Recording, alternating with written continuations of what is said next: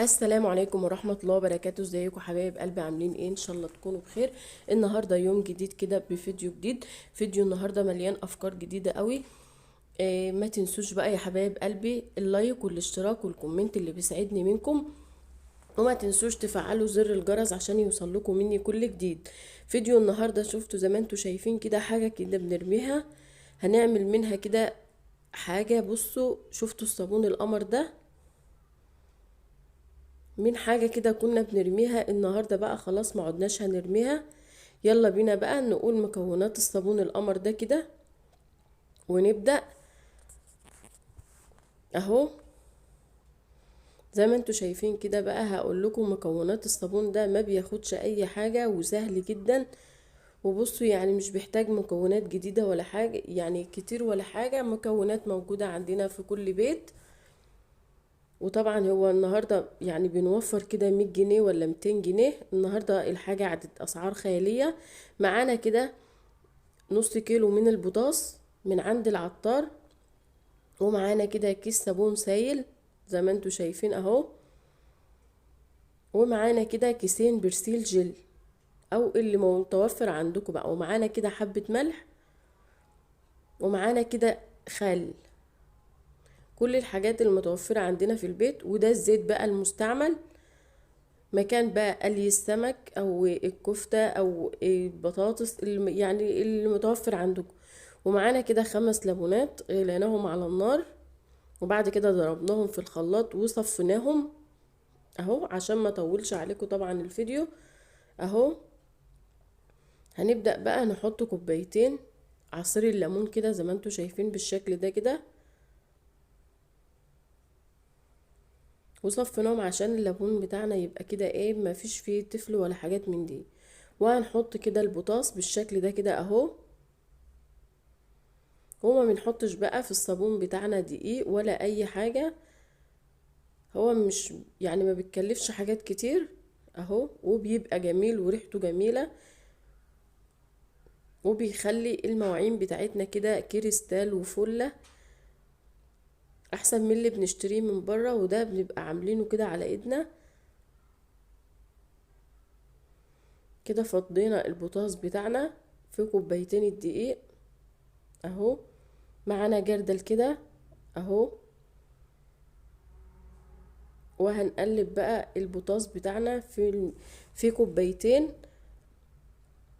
بس هو بقى ايه لازم أن تكوني لابسه كمامه او اي حاجه عشان الابخره اللي طالعه منه.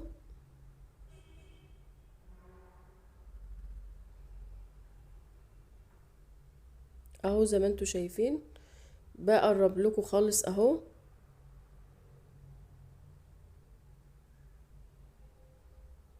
وهندوب البوتاص كله لغايه لما يدوب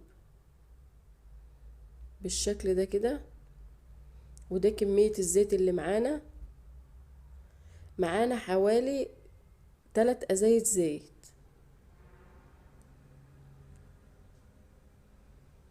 وطبعا مش هنعمل اي حاجه خالص الا لما البوتاص بتاعنا يدوب خالص في كوبايتين الميه اللي احنا حطيناهم كده. البوتاص يكون داب خالص.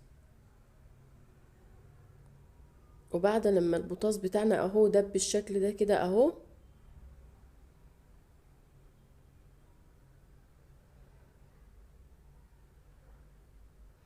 هنجيب بقى مصفى وهنصفي بقى الزيت بتاعنا من الشوائب طبعا. مكان مثلا التحمير ولا كده او في اي حاجة زي ما انتوا شايفين اهو. بنصفيه كده الاول اهو. بنصفيه كده حلو جدا عشان خاطر ما يبقاش فيه اي شوائب ويبقى الصابون بتاعنا كده ابيض وحلو.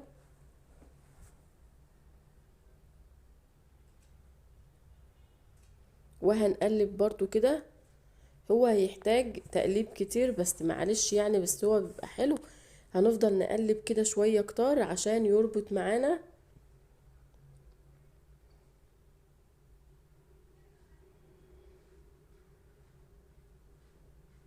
اهو بالشكل ده كده اهو. وهنفضي بقى تاني ازازة زيت برضو معانا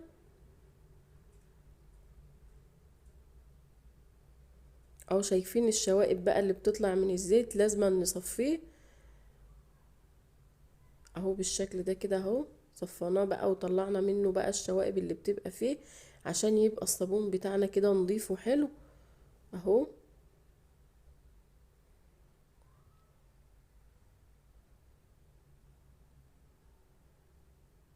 اهو كده برضو بنقلب فيه اهو. كده الصابون بتاعنا شايفين مسك اهو بالشكل ده كده. حطينا بقى كيس برستيل جل عشان ما اطولش عليكم، وحطينا كوبايتين صابون سائل اهو.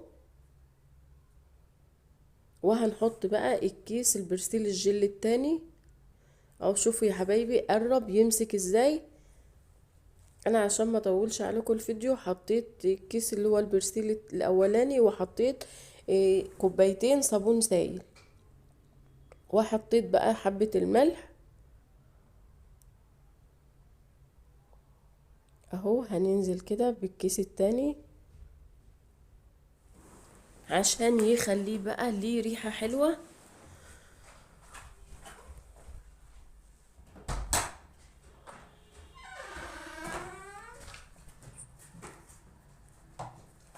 اهو. ونزلت كده بالكيس البرسيل التاني كده اهو بالشكل ده كده. وهنستمر برضو في التقليب، وهنقلب بالشكل ده كده اهو. اهو شفتوا قرب يربط ازاي.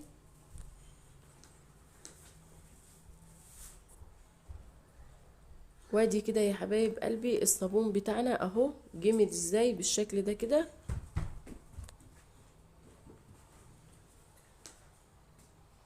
اهو. شايفين القوام بتاعه. وكل ما نقلب فيه برضو هيجمد معانا برضو، عشان المقادير بتاعته كده مظبوطه اهو. شفتوا الصابون بتاعنا ما خدش مننا اي وقت، وبصوا سهل ازاي من الصابون من الزيت المستعمل معانا في البيت اهو. شايفين القوام بتاعه، وما حطيناش فيه دقيق اهو. القوام بتاعه جميل ازاي. ومعانا طبعا القوالب اللي احنا هنحط فيها، ومعانا طبعا القوالب اللي احنا هننزل فيها بقى الصابون بتاعنا، عشان الصابون بتاعنا يكون مش تخين قوي ولا رقيق قوي. معانا كده حاجة لا فيها حافية اهو. ونزلنا الصابون بتاعنا بالكمية المناسبة اهو. اهو بالكمية المناسبة كده. جبنا حاجة مربعة اهو، صينية او عندك مثلا صاج مربع او صاج مربع. وهنفرد بقى الصابون بالشكل ده كده اهو، زي ما انتوا شايفين بالشكل ده كده اهو. والصابون بتاعنا بقى هيبدأ ياخد يعني ايه اللون بقى اهو بالشكل ده كده اهو. ده بالنسبة لي الصابون بتاعي كده بالشكل ده كده اهو. وكده مظبوط السمك بتاعه كده مظبوط. ومعانا برضو حاجة مربعة برضو زي دي كده، وفرشين الكيس برضو بتاعنا. وهننزل بقى الكمية الباقية بتاعتنا اهو. هننزل الكمية دي اهي، كل بقى الكمية اللي في الجردل بقى هننزل بيها. وهنسيب الصابون بتاعنا بقى ينشف شوية. وده كان الصابون بتاعنا بعد ما سيبناه ينشف حوالي كده 3 4 ساعات. شفتوا ماسك نفسه ازاي وبالشكل الجميل اهو. شايفين قوامه. سيبناه ينشف بس حوالي 4 ساعات بس كده. بس طبعا مش هنحطه في الشمس. وشوفوا ما شاء الله السكينة بتقطعه ازاي بالشكل الجميل ده كده اهو، زي ما انتوا شايفين. طبعا حسب ما انتوا تحبوا، مثلا عايزينه قطع كبيرة قطع صغيرة، ده حسب رغبتكم انتوا. لكن انا بالنسبة لي القطع دي كده يعني ايه اللي انا بستعملها كده حلو اهو. الحجم ده يعني هو ده الحجم المظبوط اللي انا عاوزاه. شايفين منظر الصابون وجماله ما شاء الله. الصابون بتاعنا كده كريستال وقمر ازاي، وسهل طبعا. وطبعا عاملينه من غير دقيق، ومكوناته سهلة طبعا النهاردة انتوا بتشتروا كرتونة الدقيق، كرتونة الصابون بتبقى معدية ال100 جنيه وزيادة. طبعا احنا عملناه من حاجة موجودة عندنا في البيت وبنرميها في الايام طبعا دي اللي الحاجة طبعا فيها غالية. احنا هنعمل حاجات اقتصادية كده معانا في البيت وجميلة اهي. شايفين شكل الصابونة؟ والله ما شاء الله الصابونة بتتكلم على نفسها كده، حاجة تحفة. ومكوناته بصراحة مش كتير وعمايله سهلة جدا اهو بالشكل ده كده. اللهم بارك. شايفين منظر الصابونة زي اللي بنشتريها من بره كمان واحسن اهو. هو طبعا لسه منشفش بس انا عشان اوريهولكم يعني قطعته معاكم عشان اوريهولكم، بس انا هسيبه لسه ينشف. انا طبعا هسيبه لسه ينشف براحته، وهو بعد لما ينشف لسه هيبيض كمان اهو.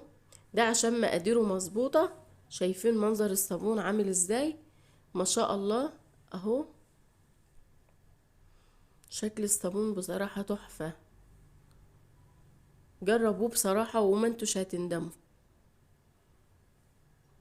اهو. انا بطلعه لكم عشان تشوفوه ازاي اهو.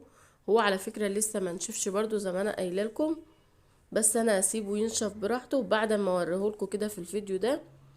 وده كان الفيديو بتاعنا النهاردة، يا رب يكون نال اعجابكم وشفتوا الفيديو على خير. اشوفكم في يوم جديد وفيديو جديد، مع السلامة.